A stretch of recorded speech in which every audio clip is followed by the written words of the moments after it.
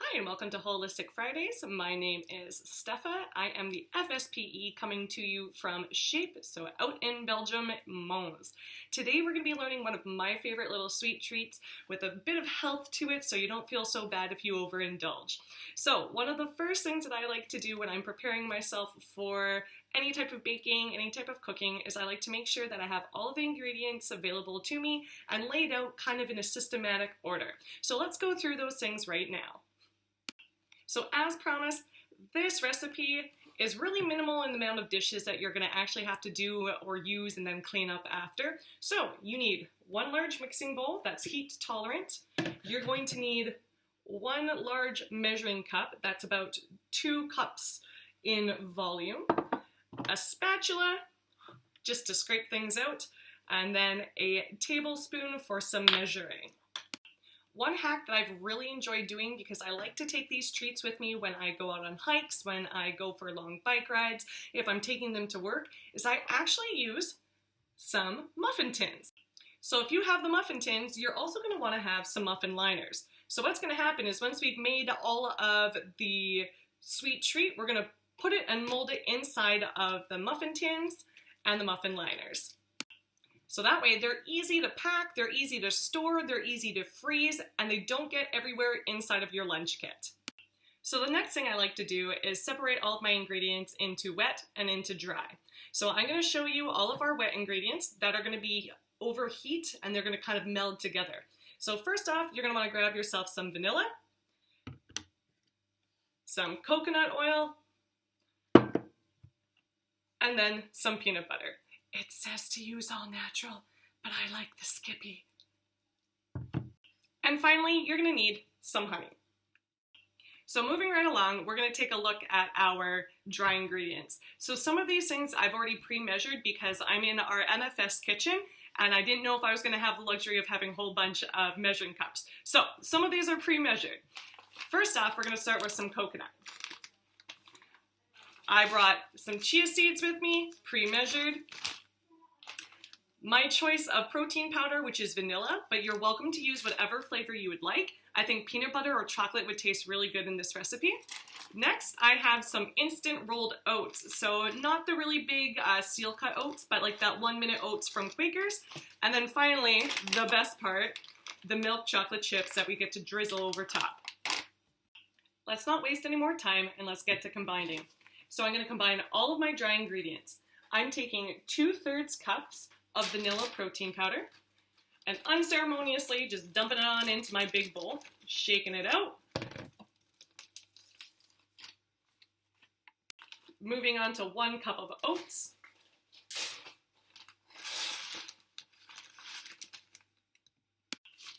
Two tablespoons of chia seeds. And last but certainly not least, my optional 1/3 cup of shredded coconuts. So you can use any fruit, dried fruit that you like. So pick your favorite one, toss it on in there. So what we're going to do next is take a lovely little spatula and make sure we combine everything together so it's nice and seamless. All of those chia seeds get mixed in, all of that coconut gets mixed in, and making sure that we have one homogeneous looking mixture. Once your mixture's all combined, we're going to set it aside and move to our liquids.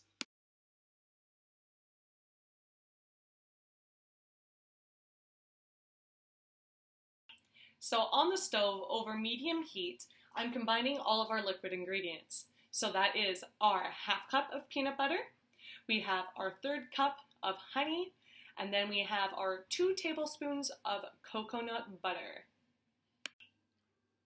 Once the liquid ingredients are all combined, you can take it over and pour it over top of your dry ingredients.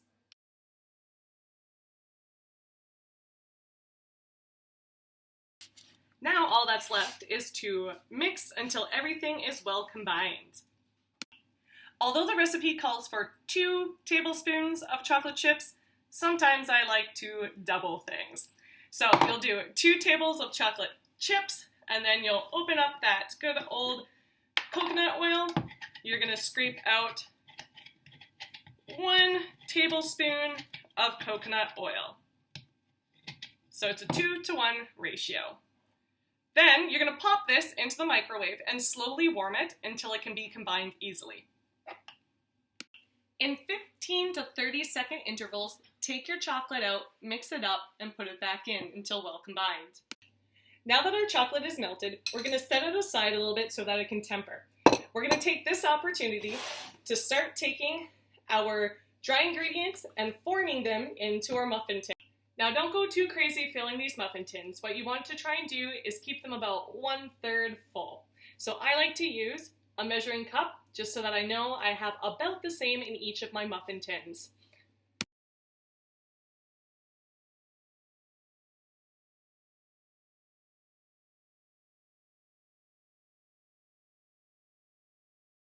So once you've filled all of your muffin tins and pressed it all down, you can start drizzling your chocolate over top.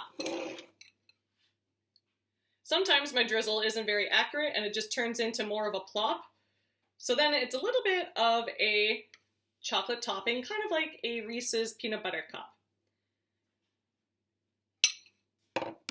While the chocolate is still setting, you're going to take that salt and lightly sprinkle it over the top.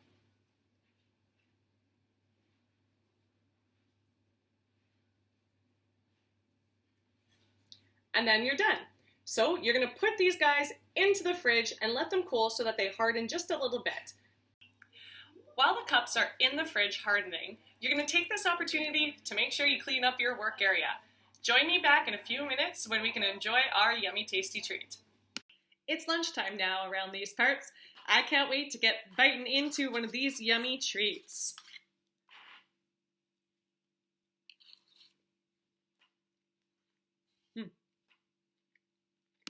I'm so glad you guys were able to join me for my favorite sweet treat with a little bit of a healthy twist to it, and I hope you enjoy it. Get creative, use different fruit, use different protein powder, make it your own. So a great big shout out goes to our MFS team here at Shape. Thank you so much for letting me use your facility, and I will do the dishes, I promise. Everybody, take care, have a great weekend, bye.